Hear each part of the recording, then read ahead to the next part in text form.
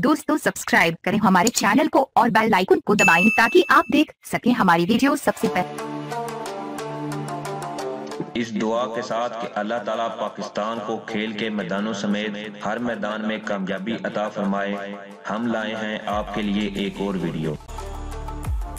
दोस्तों वीडियो देखकर like share करें। नीज़ पाकिस्तान जिंदाबाद का नारा लगाना मत भूलें। पाकिस्तान और जनूबी अफ्रीका के मबैन खेले जा रहे बॉक्सिंग डे टेस्ट मैच में पाकिस्तानी फास्ट बॉलर ने पोर्टीज को तिगनी का नाच नचा दिया। पहली इनिंग में पाकिस्तान के 181 रन की लीड के जवाब में जनूबी अफ्रीका के कदम लड़खड़ा गए। पाकिस्तान के फास्ट बॉलर के सामने जनूबी अफ्रीका का कोई भी बल्लेबाज टिक नहीं पा रहा। शहीनों ने सिर्फ 43 रन पर 4 पोर्टीज को पवेलियन पहुंचा दिया है। Opener Adam Markram Hasan Ali की गेंद पर सिर्फ 12 रन बनाकर पवेलियन लौटे तो 1 डाउन आने वाले हाशिम आमला सिर्फ 8 रन बनाकर मोहम्मद आमिर की गेंद पर बाबर आजम को कैच थमा बैठे। जनूबी अफ्रीका साइड को इनिंग का 15वां ओवर शाहीन शाह अफरीदी ने फेंका तो उन्होंने यके बाद दीगरे 2 खिलाड़ियों को पवेलियन पहुंचा दिया। ओपनर एल्गर 22 रन बनाकर अजहर अली के हाथों कैच आउट हुए तो वाव डु प्लेसिस क्रीज पर आए, लेकिन अगली ही गेंद पर शाहीन शाह अफरीदी ने उन्हें भी वापस भेज दिया। इससे पहले पाकिस्तान के कप्तान सरफराज अहमद ने टॉस जीतकर पहले बैटिंग का फैसला किया और पूरी टीम पहली इनिंग में 181 रन पर आउट हो गई।